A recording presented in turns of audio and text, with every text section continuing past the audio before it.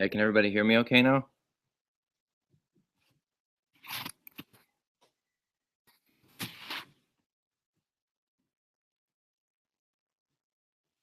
Maybe wait a couple more minutes for a few folks to straggle in here.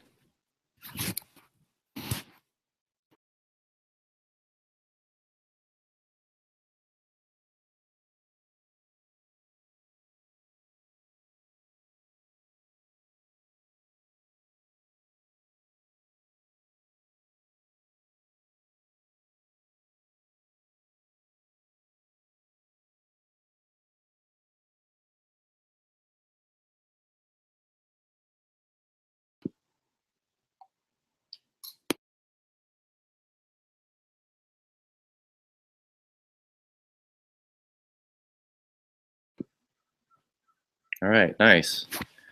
Well, there's a couple more folks showing up. How's everybody doing out there today?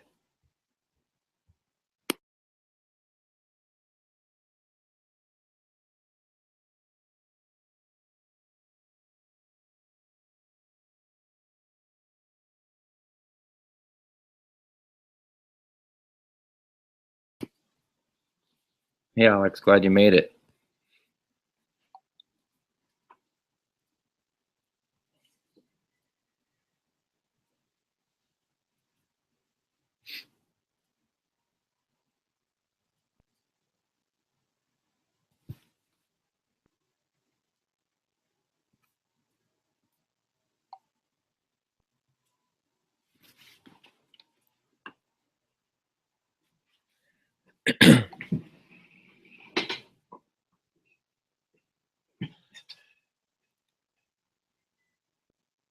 (9°C. So was that about 45, 50 Fahrenheit? Is that warm for you this time of year?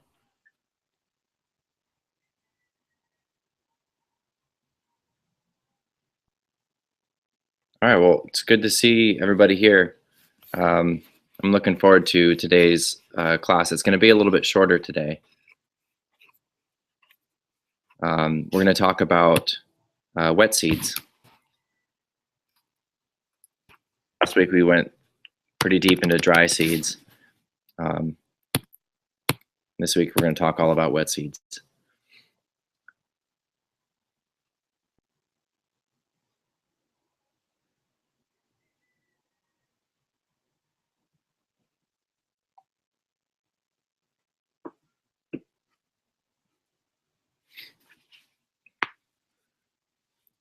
Oh wow, it sounds like you've been busy, Alex.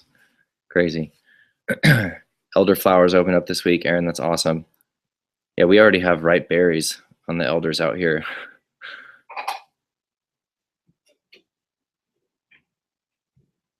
Nice. All right, a lot going on. Yeah, so I think we're a few minutes after. I think we can get started here. It looks like everyone has showed up who's probably going to show up.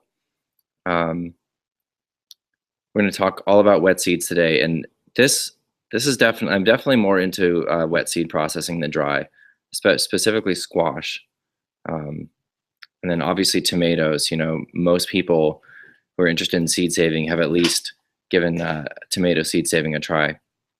But we're going to talk about all the specific details for the most common wet seeded crops.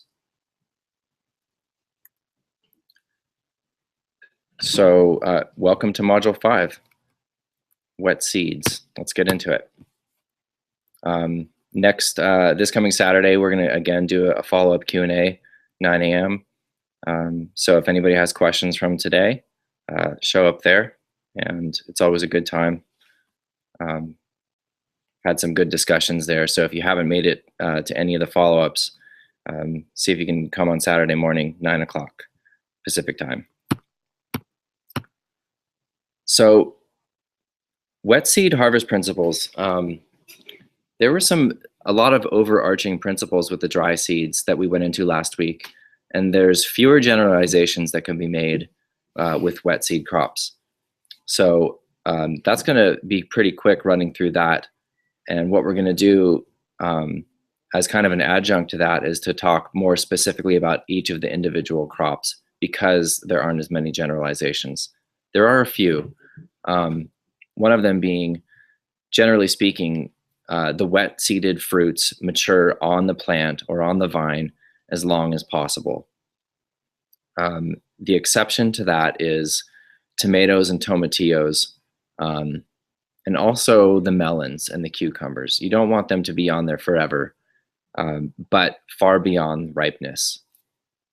But generally speaking, most wet-seeded crops, you want the fruits to be far past the edible stage. Harvesting tips, pretty basic. Cut the stem off of the individual fruits with sharp pruners. It's important that they're sharp, especially with some of the fruits that you might harvest and they might store or cure for a little while, like a winter squash. It's important that you harvest with a sharp tool so that you're not damaging the stem, you're not damaging the fruit, because any sort of damage with harvesting, the fruits can take on rot if they're going to be stored at all. Another general tip is to harvest if there's a threat of a hard frost. So obviously, some of the more tender fruits like tomatoes or like peppers that a frost is going to damage, you're going to want to harvest before that. Extended rains. So wet-seeded crops, they're not as threatened by a light rain or moisture in general as the dry-seeded crops.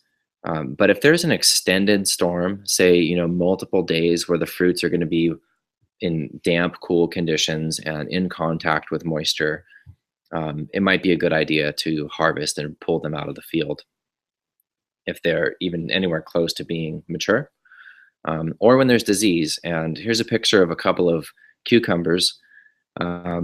Besides the disease and the rot that you're starting to see on these fruits here, this is kind of what a ripe for seed cucumber looks like. It's a few weeks beyond the eating stage. But if you start seeing signs like this, harvest immediately. And ideally, you're going to want to harvest before anything like that happens. And you can see on this fruit, there's still kind of a tint of green in part of the fruit as the decay has already started.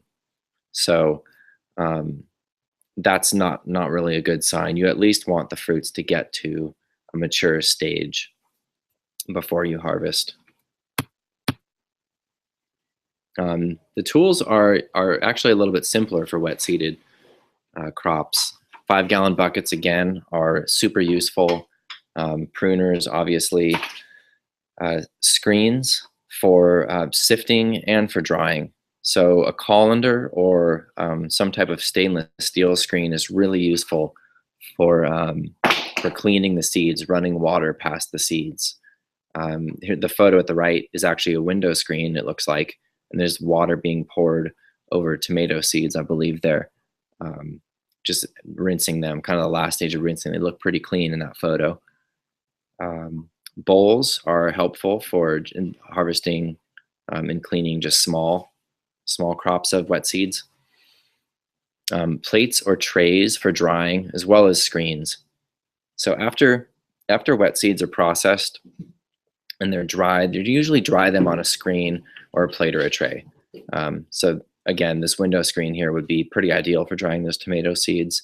And if you just have a handful of seeds from just a few fruits, those can easily be dried on a plate or like a baking sheet or something like that. Not in the oven, but just, laid out, and you stir them around. A Cuisinart or a food processor is an awesome tool for cleaning pepper and eggplant seed. And I'll tell you about that when we get to those specific crops. And here are the basic methods for processing the wet seed. Soaking will help to loosen the pulp from the seed. You don't always need to soak. In some cases, the seed is pretty much clean right out of the fruit, like peppers or eggplant. Soaking really helps with squash. It helps with melons. And you don't want to overdo it. The soaking will damage the seed if you do it for too long. So half a day maximum, 12 hours maximum for soaking wet seeds, unless they're fermenting, which is the next method. Tomatoes and cucumbers are the only fruits that need to be fermented. So sometimes you'll hear about people fermenting just to help break down the pulp. And the jury is out with that when it comes to crops other than cucumber, tomatoes. Some people like to ferment squash seeds, and I've actually done it. And yes, it does help with the cleaning process. It does break down that pulp. It does make separating the seed from the pulp easier. But it's kind of a fine line because it's very easy to go too far with the fermentation, and it actually, the fermentation actually starts to break down the seed itself.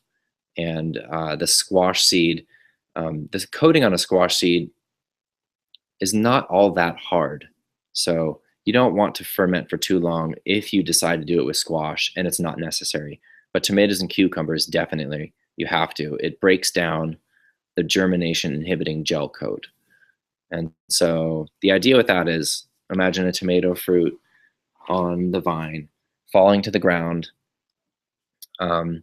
The gel coating is going to keep that seed from germinating early or preemptively, right? So that fruit rotting on the ground, that rot is going to break down that coat and enable that seed to germinate. It's just kind of a mechanism built into the seed. And the same goes for cucumbers. They also have a gel coating around the seed. Rinsing and screening. So the basic method is to have the seeds laying in a screen or in a colander and running pressurized water through the seeds and the pulp and rubbing it around with your hands to break that pulp free of the seed. And then decanting. So we talked about earlier, just kind of some, in one of the earlier modules, about generally speaking, better quality seed is heavier. And generally speaking, that is true. And it's the case with wet seeds as well. And so decanting is pouring off. So adding water to a vessel, to a bucket or a jar or a large bowl, adding water to that, and the non-viable seed that is floating or kind of suspended in the water and pulp, you'll pour that off and the heavy seed will stay in the bottom. And all of these methods will be mentioned specifically with each crop that we're going to cover right now. So tomatoes, everybody's favorite. Something like 90% of gardeners grow tomatoes, and it's often termed the gateway drug to seed saving because it's pretty easy, but it's hands-on enough that it's intriguing. You know, the process is kind of fun. And basically what you want to do when you're saving tomato seeds and harvesting the fruits is save the best looking fruits from the healthiest plants. And the signs to look for is simply a ripe tomato. The eating stage or just past the eating stage is ideal for seed saving. So the tomatoes in the photo here look pretty perfect for seed saving. I like to take them maybe like a day or two past this stage right here that you see in the photo, when the fruits start to soften just a little bit, but you want to do it before there's any rot or decay happening. And again, although tomatoes are mostly inbreeding, self-pollinating, if you can harvest from multiple plants, you're going to be better off. So if you have a few different plants, a half dozen plants of the same variety, not only does that give you more options for selection, but you're going to just, keep the gene pool wider, which is what we're looking for in any case when we're saving seeds. But worst case scenario, you've got one amazing healthy plant. Maybe you've had, a disease that has come through your garden or farm and wiped out a lot of the plants, and there's one that's just like totally rocking and untouched. Absolutely save seeds from that one plant. Like, don't not save tomato seeds if it's just from one plant, but the more the better. So the process of tomato seeds, you're going to want to thoroughly crush the ripe tomatoes in a bucket. If you're only saving from a few fruits, you can squeeze the seeds and pulp into a jar. The way that we've done it in the past is to go out, it was once a week, because once a week we were also harvesting ripe tomatoes for our CSA. But once a week, 3 days after that CSA harvest, maybe 4 days, we'd go out with 5-gallon buckets and harvest, fill them up with seed fruits, just nice looking big fruits from the healthy plants.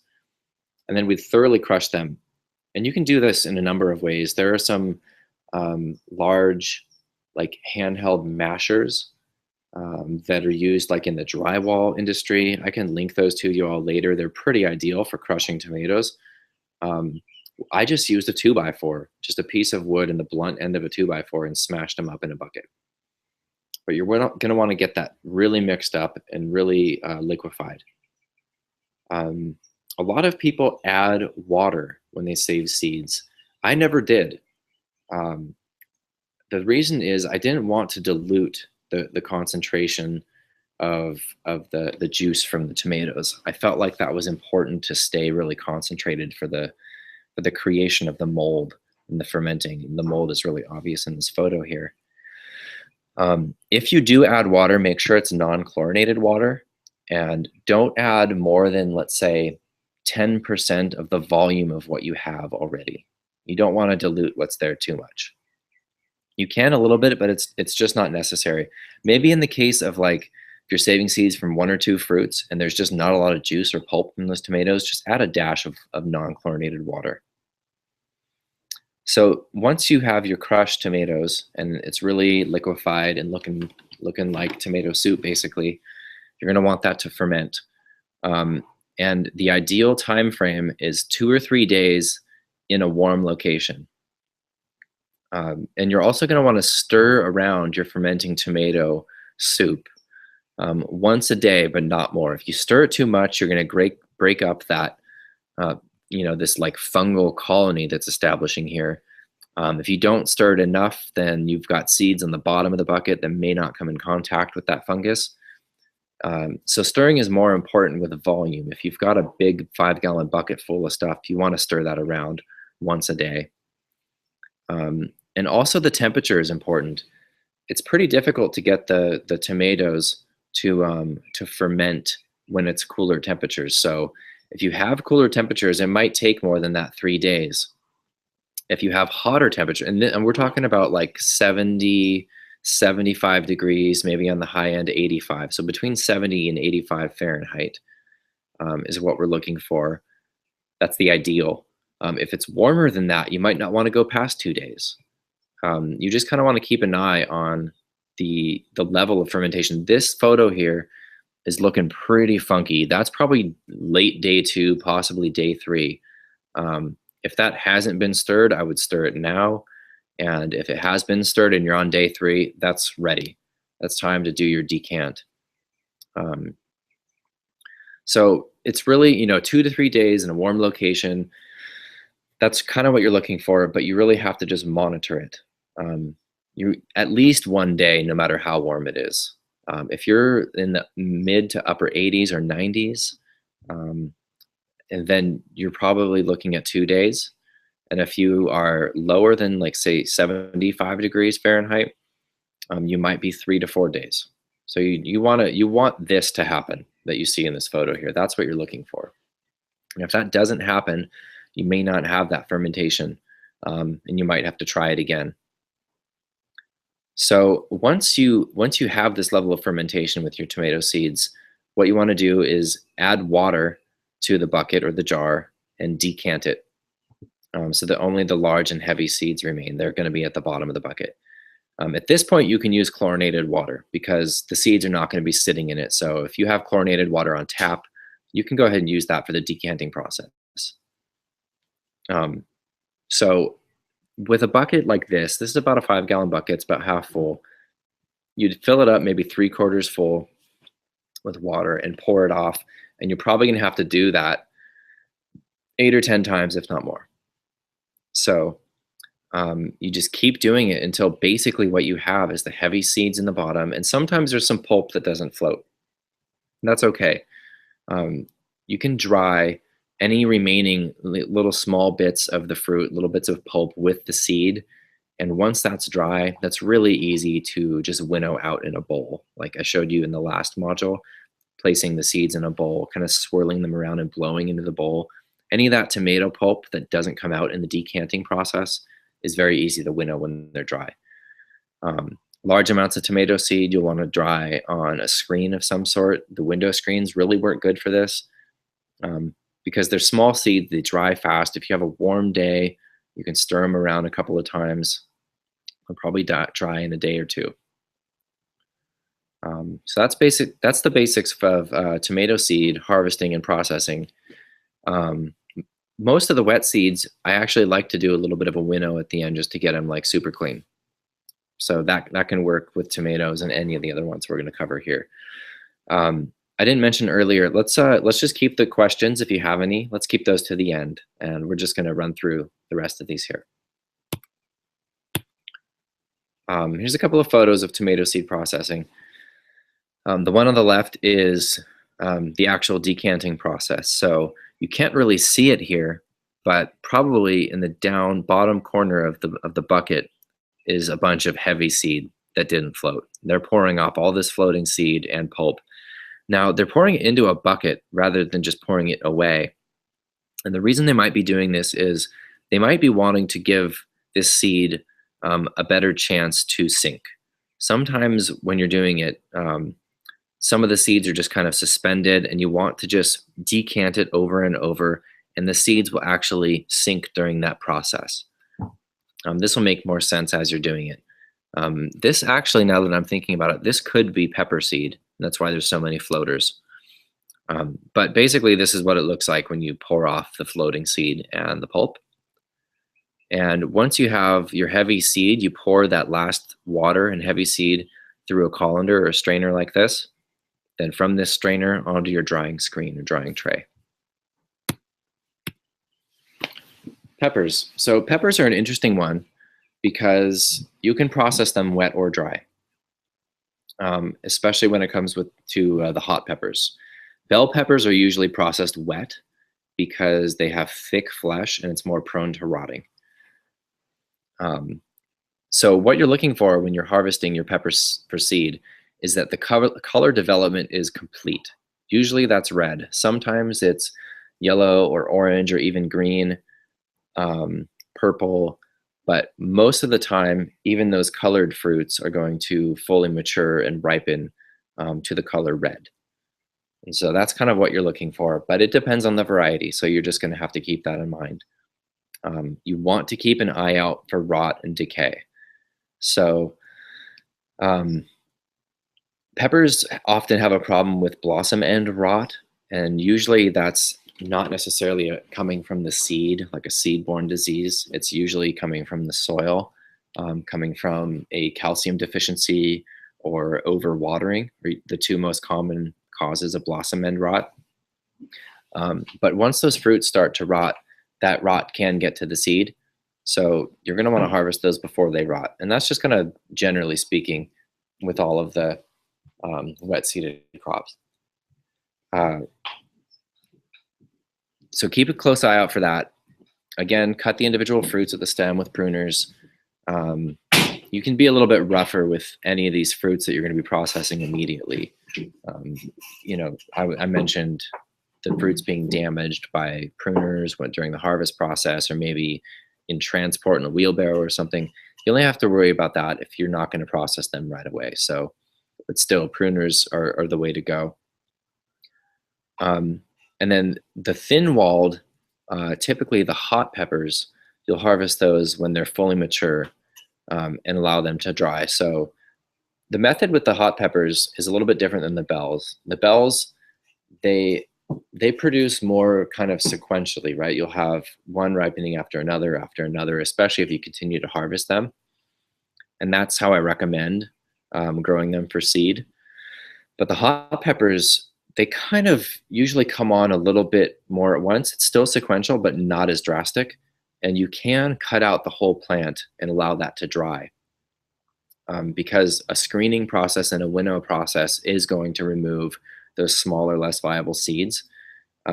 So by which I mean, if you harvest a whole plant, you're going to have some fruits on there that are like perfect, awesome, totally mature. And you're going to have some on there that aren't totally there. But if you do harvest the whole plant at once and allow it to dry, a lot of those immature fruits will continue to mature even after the plant is cut.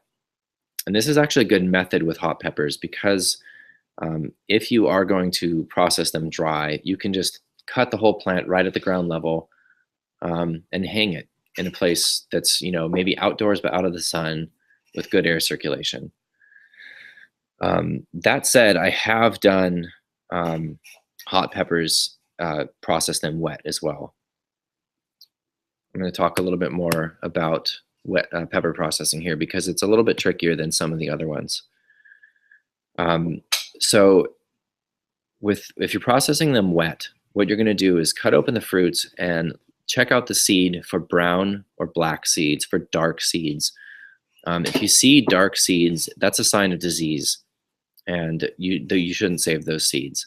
Sometimes a perfectly perfect looking fruit on the outside with no signs of decay or disease can have some funky looking seeds on the inside.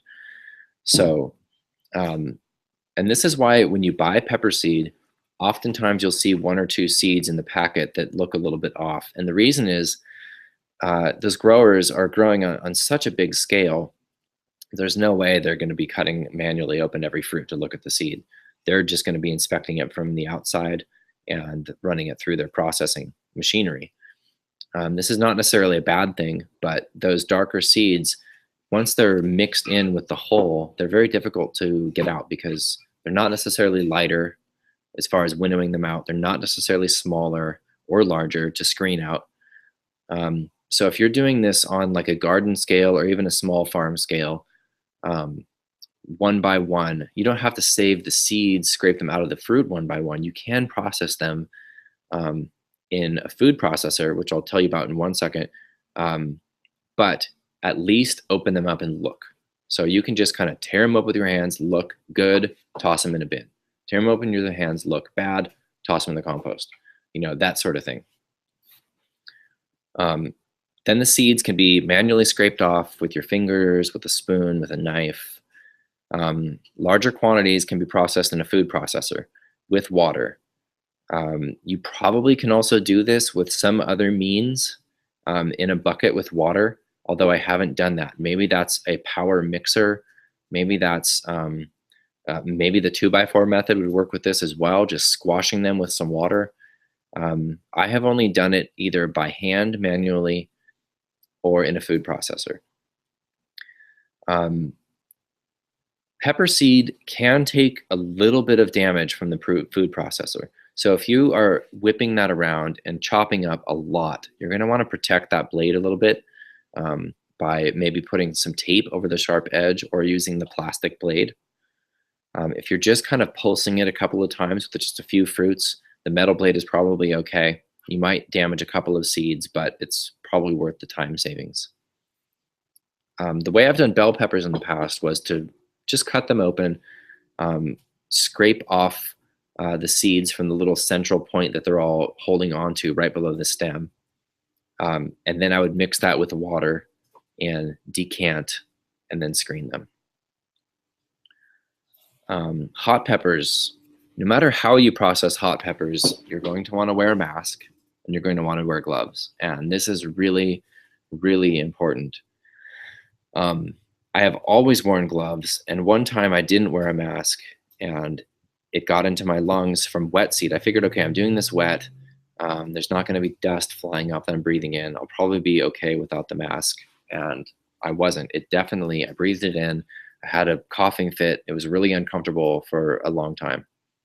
And double up the gloves. If you're using latex gloves like this in the picture, wear 2 layers of that because those oils from the hot peppers can make it through.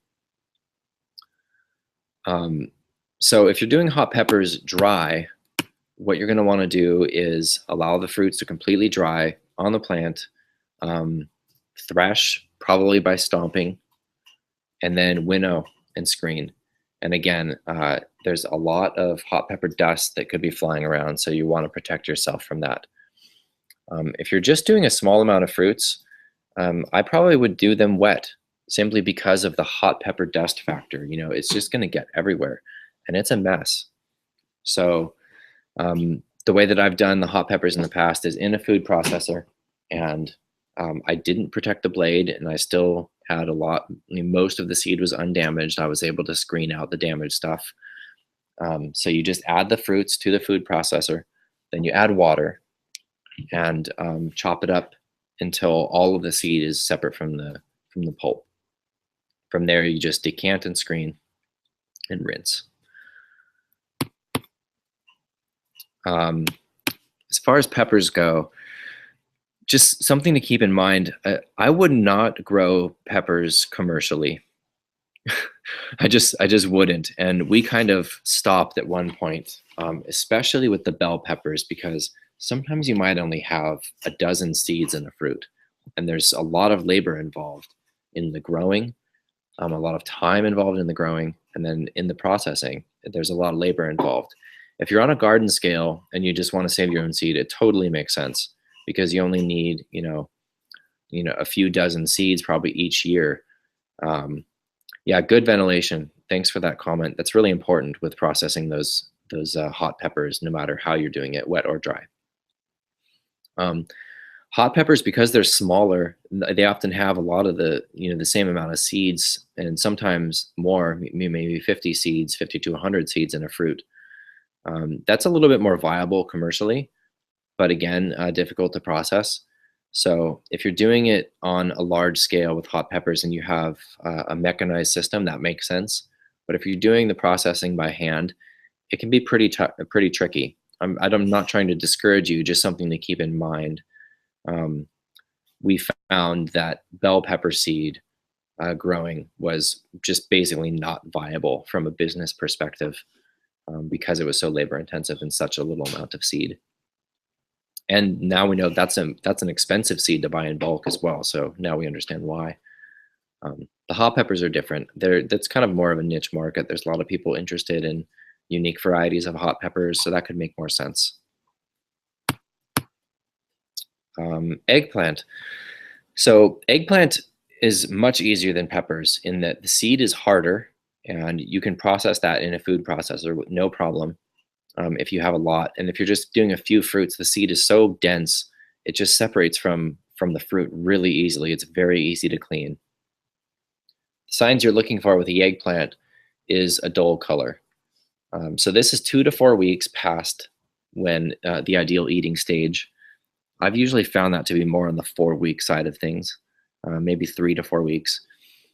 The darker colored eggplants usually turn a yellowish brown, like this photo here. The lighter color eggplants, the white eggplants, will turn yellow, like this fruit right here is getting close to being ready. Cut the individual plants at the stem.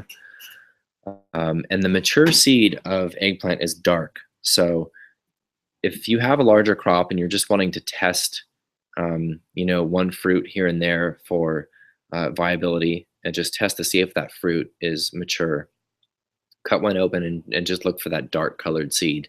The seed is actually kind of the color of the fruit right here. It's kind of like a dark brown. So the easiest way to do this is to mix it with water. So you scrape the seeds out like in this photo. These folks are using a knife and just scraping the seeds out from the inner part of the fruit, or using a food processor. So if you're doing that, what you can do is actually cut the fruit in half and scrape the pulp and the seed out with a spoon or a knife, cut it out.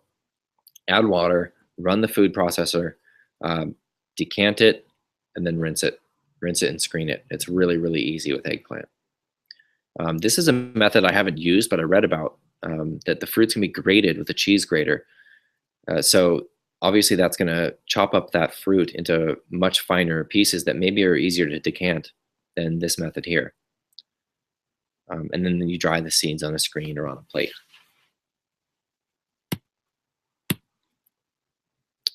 Cucumbers. So the signs that you're looking for harvesting cucumbers for seed is the color dulls and typically turns yellow.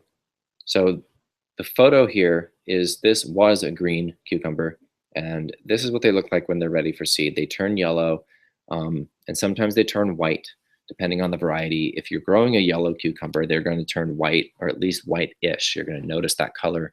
It's kind of dull in its vibrancy. And the fruits are mature.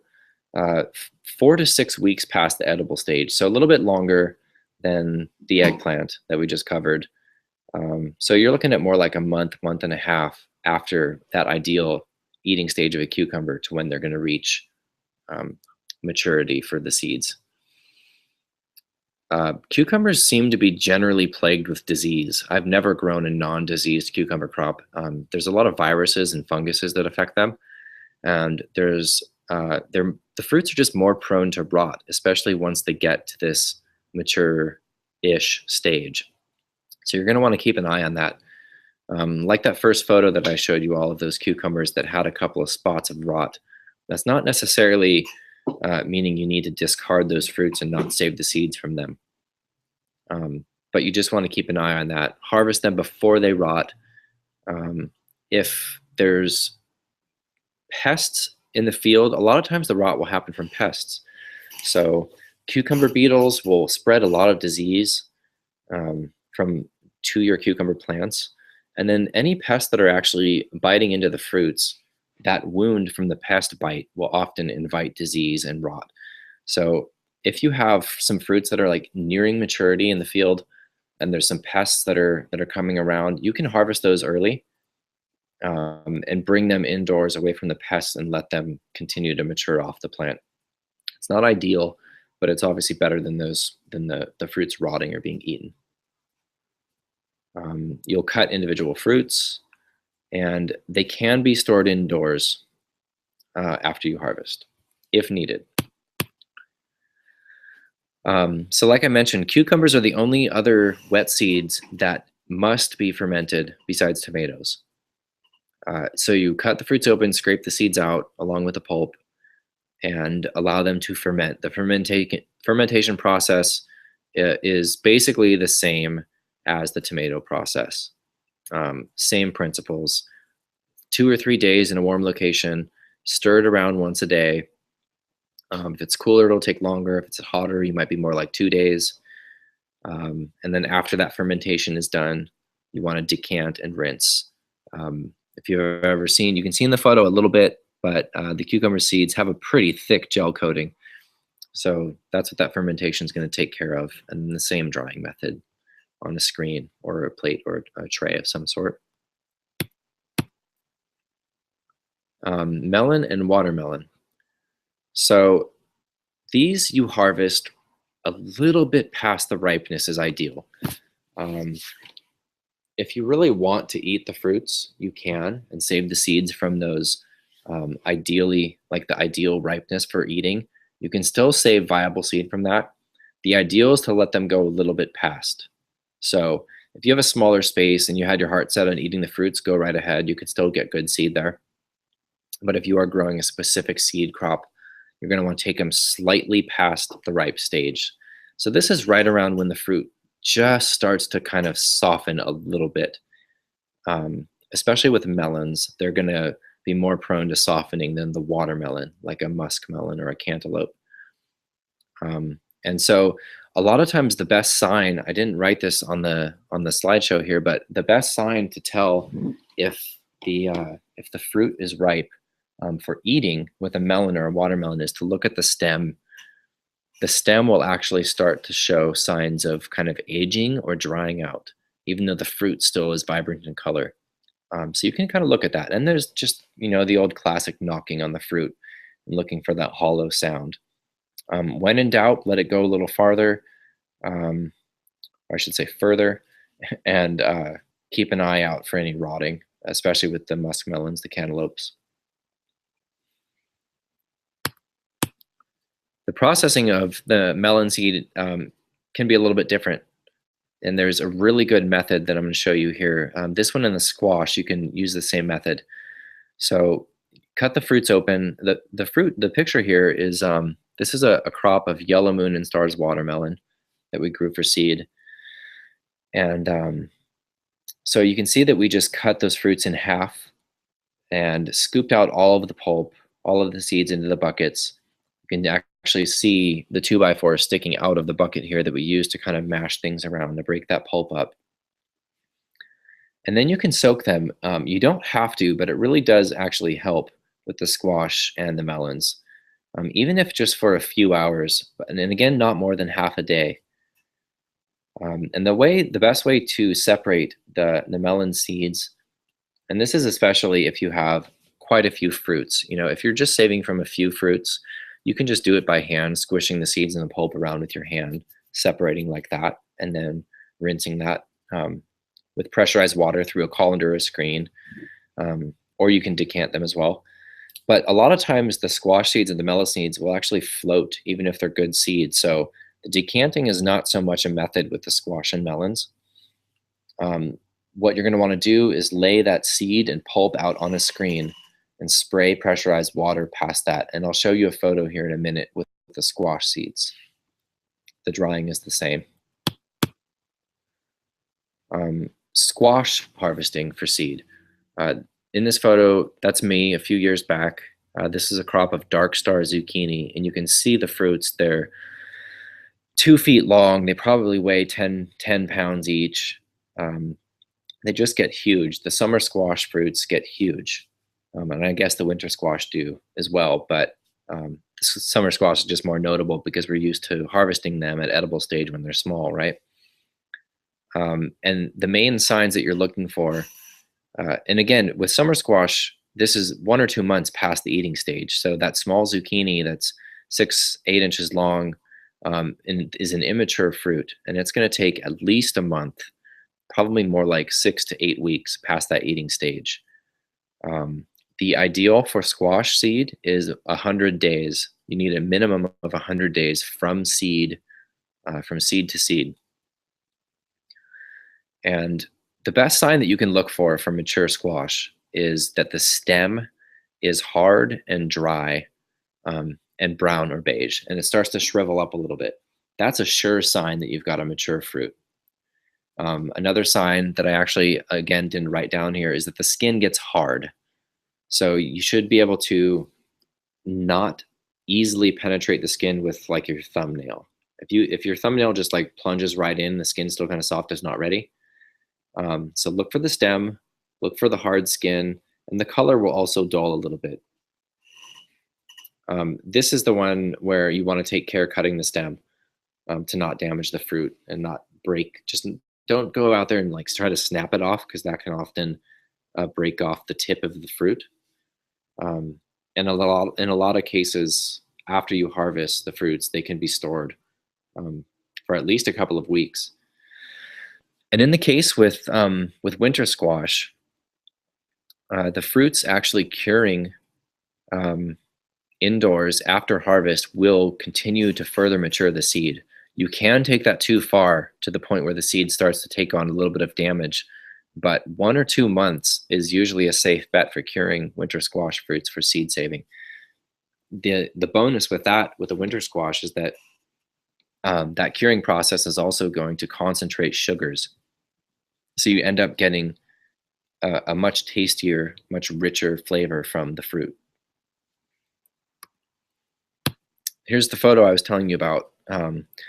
So this type of screen for processing wet seed, and this can also double as a dry seed screen. A 1/4 inch hardware cloth is what you're looking for. 1/2 inch is going to be too big, especially with some of your smaller seeded varieties of squash or melons. So 1/4 inch is ideal. You could even do it with 1/8 inch, but 1/4 inch is what you're looking for. Hardware cloth, they have that at most hardware stores. It's super, super cheap. You can build a really simple frame out of wood. These are just 2x4s screwed together at the corners. The hardware cloth probably stapled onto the bottom of that frame.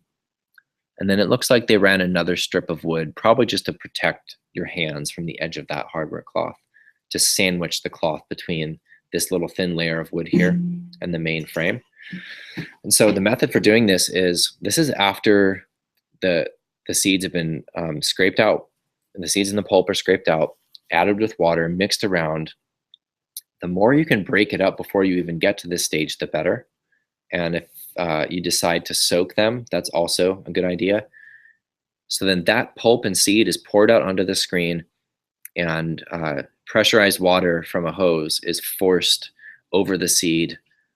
It's probably pretty self-evident what's going on here. The pulp is being broken free from the seed and forced through the screen with the sprayer, and the seed stays above the screen and gets cleaned off nicely. This is how we processed this crop here, this watermelon crop. And it worked really, really well. The mature squash are very hard. And so you have to be really careful when you cut open the fruits. We used a hatchet. And so we just kind of chop off the stem end of the fruit and then score it all along the two sides and split it open.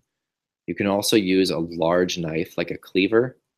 You can also use a saw of some form, like, maybe like a hand saw that's used for cutting wood would also work for this.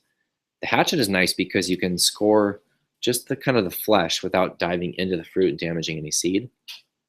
But again, that has to be done very carefully because some of those fruits are very, very hard. And a lot of times the hatchet, when you cut into the fruit, it can deflect because it's so hard. So you just have to take care when you do that.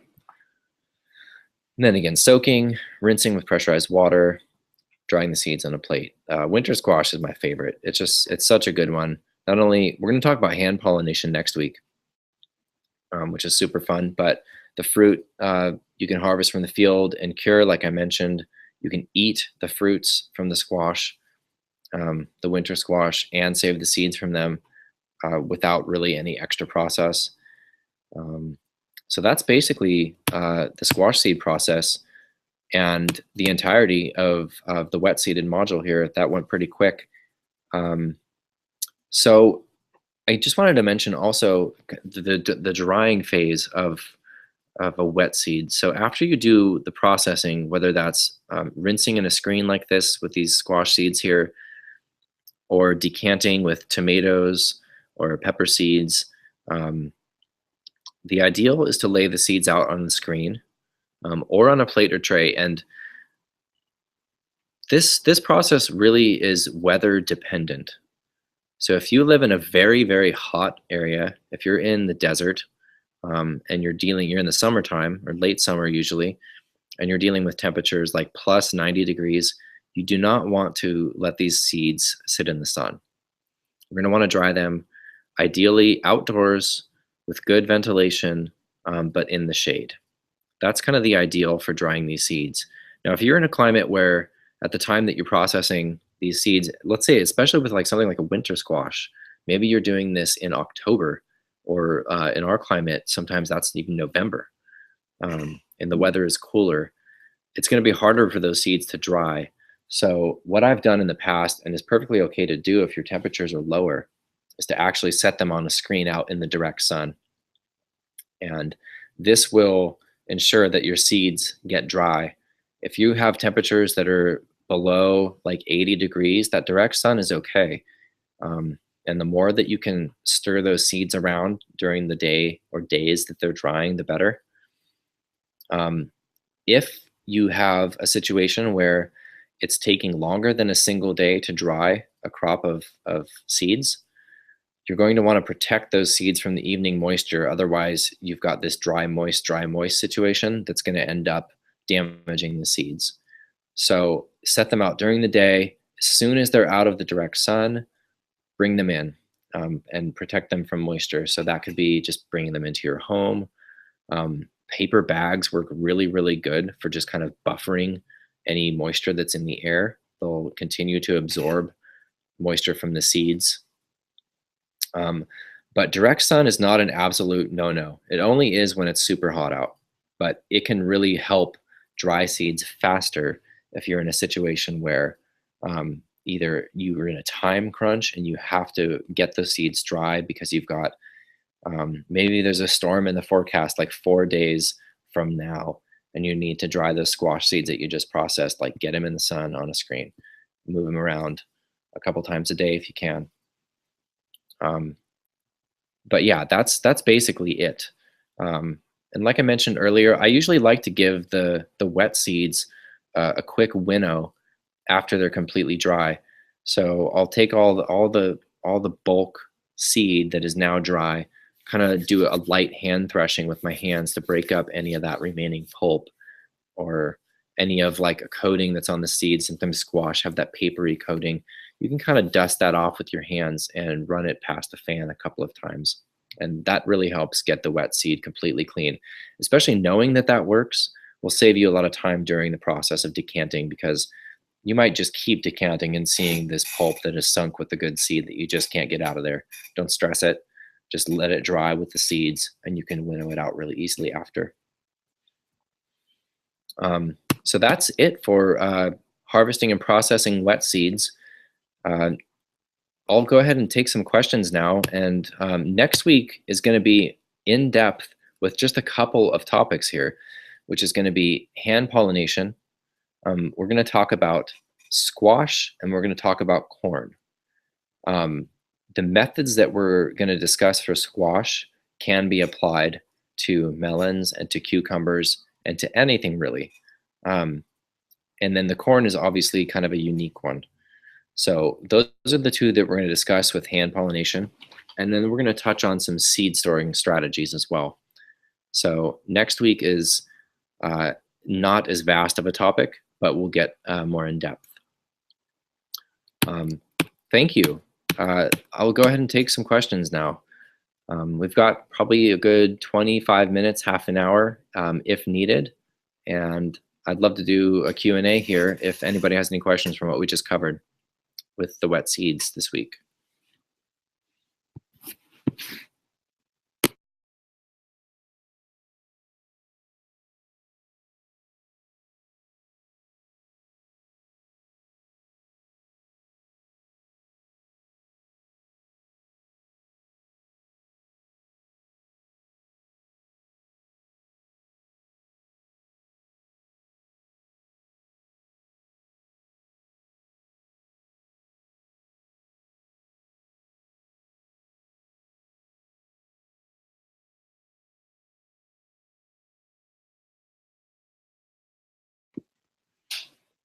Hey, Teresa. How do you keep tomato seeds from sticking to each other while drying? Good question. I don't know. I don't think you can, but what I do is just go in and take the little clump of seeds as they're drying and just kind of break it up gently by rubbing it between my fingers. And that's kind of how I've always done it. If you have a large amount of tomato seed, you can lay that out on a screen and gently like run your hand kind of in a circular motion on top of the seeds. If you do that too roughly, you'll actually damage the seed. But the clumps are not that much of a problem unless it's a large clump and there's seeds on the inside of that clump that are just not being exposed to the air to dry out. Other than that, it's really not too big of a problem. You can go ahead and break apart the little clumps with your fingers as you notice them during the drying process.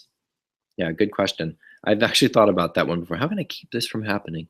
I'm not sure, because they all kind of like to stick to each other when they're wet, when you first take them out of that sieve or that screen and plop them down on the plate. They're kind of all in a big tomato cake.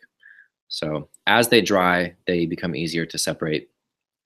And I never worried about it kind of towards the end of that process if they were, 2 or 3 stuck together. When there were like 5 to 10 seed clumps, I would usually break those apart. Mainly because that affected kind of the process of weighing the seeds for packets. Did that answer your question? Yara, one question from the dry seeded module. What's the minimum population size for tobacco? Also, are there good sources for determining this for plants not on the list we've covered? That's a really good question, Yara. As far as are there good sources for determining for plants not on the list? Not that I have found, surprisingly. Honestly, your best source, if you can't find it, first of all, the best thing to do is you can generalize based on the plant family. This isn't always the case, but if you can't find the information and you have to generalize, you can just kind of go off of the plant family. So I haven't found a good source. The best source, I would say, is the book Seed to Seed mainly because she covers, it's written by Suzanne Ashworth, and I think that there's actually a book that's out or coming out very soon that's kind of like a follow-up to that book that had some folks from the Organic Seed Alliance involved, and I think it's going to be a lot better and more thorough. But she does cover quite a few vegetable crops and herb and flower crops that most of the, like the Organic Seed Alliance or Seed Matters, they don't really cover. They're usually dealing with just vegetables. That said, when in doubt, more is better. If it's an outcrossing insect pollinated plant, you're going to want at, a bare minimum of a half dozen to a dozen plants. I would say anytime it's a flowering plant that insects are visiting and you don't know and you can't find the information on it, make sure that you just go big as much as you can. Get at least a dozen plants in there. The more the better. You can also send an email directly to the Organic Seed Alliance or to the source of the seed that you're starting with. They might be able to help out with that as well. We've come across this problem in the past, and whenever that problem exists, or there's just that question, we always just try to grow as much as we can that our time and space will allow for. Minimum population size for tobacco, I would say 15 to 20 plants would be the minimum for tobacco. If you have only a dozen, do it. You're probably going to be fine. If you have just a few, you might still be okay. But if you have the option, grow at least, I would say 15 to 20 plants for tobacco. Teresa, how do you tell if you damage the seeds while processing with a food processor? Is it obvious? It's usually obvious because I would only do it with peppers or eggplants. Actually, I did it with ashwagandha as well because it's a very similar seed. It's pretty obvious because the seed is so thin and hard that damage just basically looks like a broken seed. It looks, the seed is just chipped. It's not a full round seed. I didn't notice any damage with the eggplant. I only noticed it with the peppers. And I never did try it with a plastic blade or with the metal blade that's slightly dulled. Like if you can actually buy like an extra food processor blade and then just take a file or a rasp to it and just dull it down. Give that a blunt edge, and that probably will be fine. But yeah, the pepper seed, if it gets damaged by the food processor, it just looks like a chipped seed, not a full seed. Good question. Slippery dude. Curious about the wet process using a food processor as a mechanical process. Using hot peppers, I've always used just the hands and aggressive removal. Why would you need to use a food processor? We talking about dealing with volume and that's why? Yeah, pretty much. There really isn't a need. It just makes things faster. The one case I can think of is we grew a crop of ahi Colorado peppers, and they were just so incredibly prolific. We had, I think, 3 or 4 full 5-gallon buckets of the fruits. And they actually produce really sequentially. So we would go out and harvest the ripe ones and then process them rather than harvest the whole plant and do it dry. And so, having 3 or 4 or 5-gallon buckets full of fruits, doing that by hand would be pretty tedious. It was tedious even with the food processor, but there's no real advantage other than time savings. I would actually avoid using the food processor if I'm only dealing with a handful of fruits. If you're doing it on a smaller scale, you can certainly do it by hand. Yeah, good question. It works really well for eggplant, and it's a much faster process than peppers. Easy cleanup, no scary spicy stuff. But yeah, good question. It's totally unnecessary.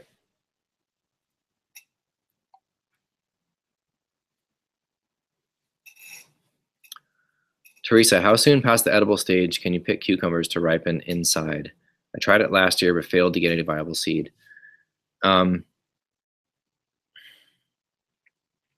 Did you do that because of weather issues? Like, did you have to harvest them? Um, it's hard to say. Uh, in a really hot summer, the fruits are gonna mature pretty fast past that edible stage. Like, I would say maybe 2 weeks is probably on the early side. 2 weeks past the edible stage, you might be able to bring those inside and get viable seed from it. The longer, not necessarily the longer the better, but more on the 3 to 4 week side of things is ideal. Um, and you're not going to get a lot more uh, maturation in the cucumbers after you harvest them, mainly because those seeds aren't going to be able to draw much energy from just that fruit. You know, sometimes with other crops, you can harvest the whole plant. It was going to freeze. Yeah. Um, what I would do if you can, if that happens again this year, especially if you have more than one plant, which hopefully you do. Let's say you have 2 plants of cucumber X in your garden, and it's about to freeze, and you've got fruits that are 2 weeks past edible stage. What I would do is on one of the plants, harvest a few of the fruits that are around that stage, bring them indoors, and test those. The other plant, like, do anything you can to keep it from dying from the frost. So cover that up with like blankets or, multiple plastic tarps or really thick frost cloth. Um, I don't know what the case was if you were looking at a nightly freeze after that point, or if it was just like a freak 1 or 2 nights and then it went back to being kind of warm. If you're looking at nightly freezes, you might just harvest everything and get out and hope for the best. But you'd ideally have at least 2 weeks, and 3 or 4 would be better. Did that answer your question okay?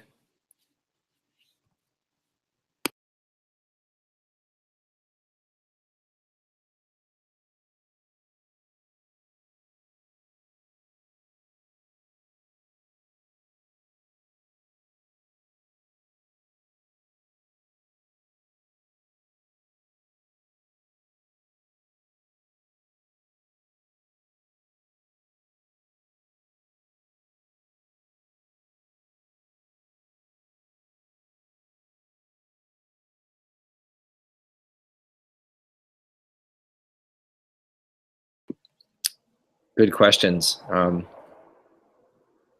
Does anybody have any other questions? Did I answer your question okay, Yarrow and Slippery Dude with the food processor?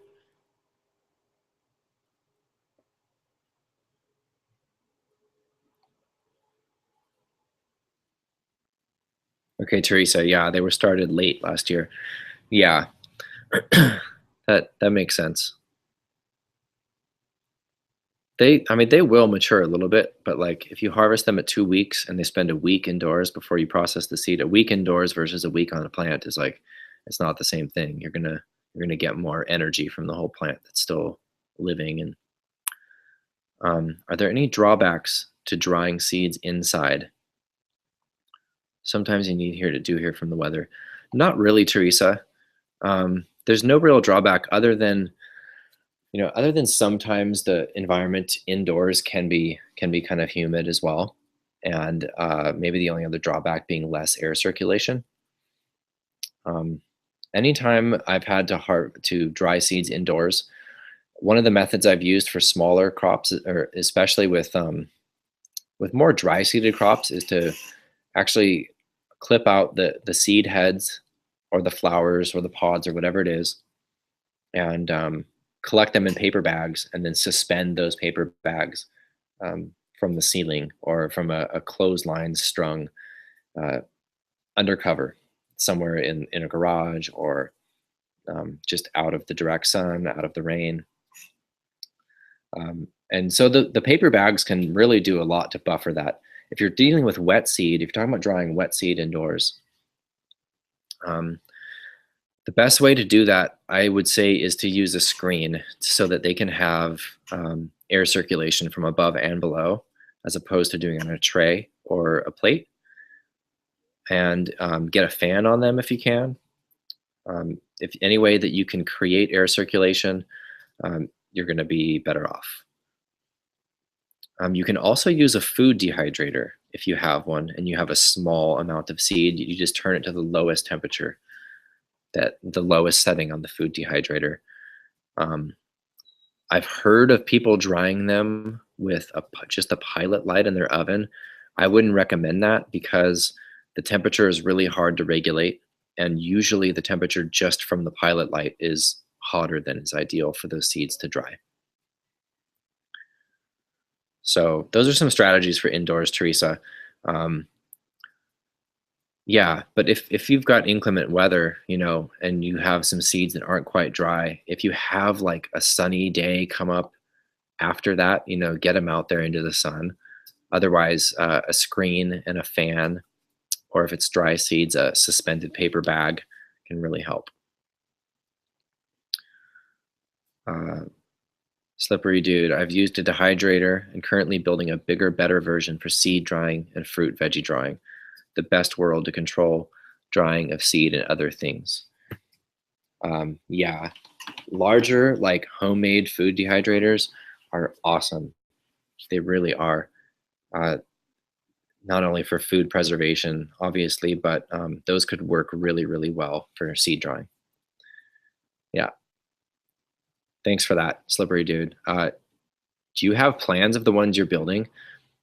I built a really small one a few years back and was looking at plans to build a larger one, but I never did.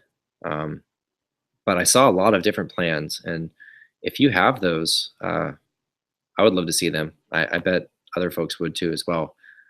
Or maybe if you found them online, you could link us to it. Teresa, wind is the issue most of the time. Yeah, for sure. I understand. It can be difficult. If there's a way, if it's windy but not humid outside, maybe there's a way that the seeds could be um, on a screen but kind of protected from the wind somehow. That could maybe work.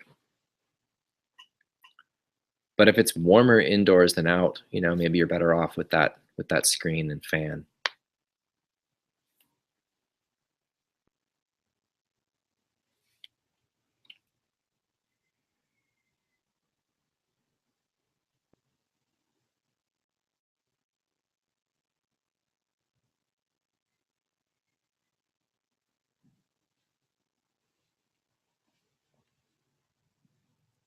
Great questions and comments.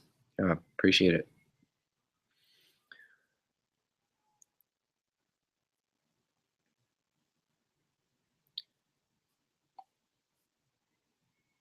You have plans and can show photos of the one under construction. Custom. Nice.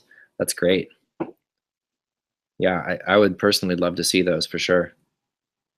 Thank you.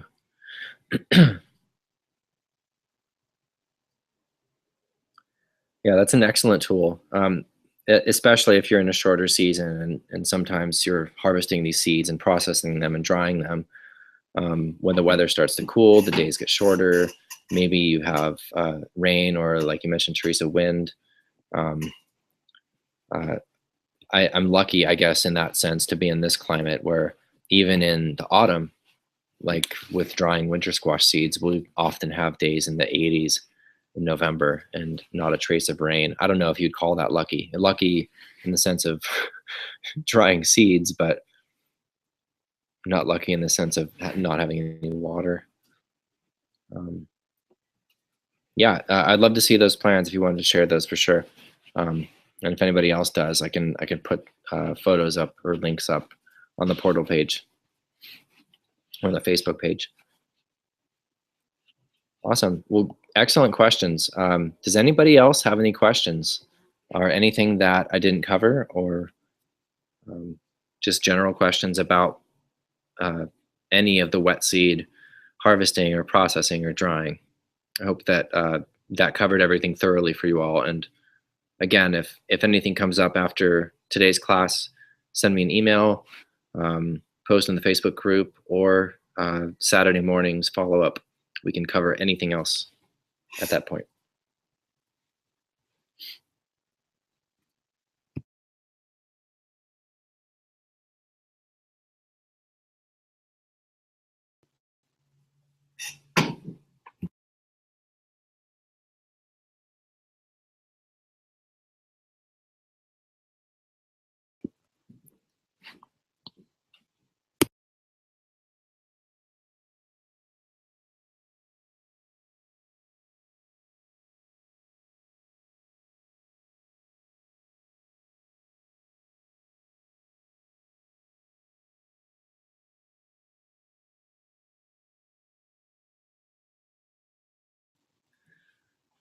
Slippery Dude, your biggest issue is that you anticipate dealing with moving back to Hawaii is the humidity. Yeah, that can be tough. Um, in that case, setting up something indoors or with your dehydrator might be the only way to get seeds to dry. Um, that's going to be tricky out there. There's probably some strategies. I mean, it might be difficult, if not impossible, to grow dry seeded crops depending on where you are. I know that there's really drastic microclimates in Hawaii. Um, there's places where closer to the beach, the rain is 20 inches a year, and then 5 miles away up the mountain, the rain is 60 inches a year. It just drastic. So that would certainly be an issue. Yeah. And you have the photos and plans, email them. Okay, great. Thank you. I'll look out for that email and we'll definitely share it. Nice. All right. Well, thank you, everyone. I guess we'll close up the Q&A for now. And thanks so much for coming to the class today. And like I said, if anybody has any further questions, shoot me an email or on the Facebook page or Saturday mornings follow-up, 9 a.m., same place. Hopefully we'll see you there. Thanks, everybody. Have a great day.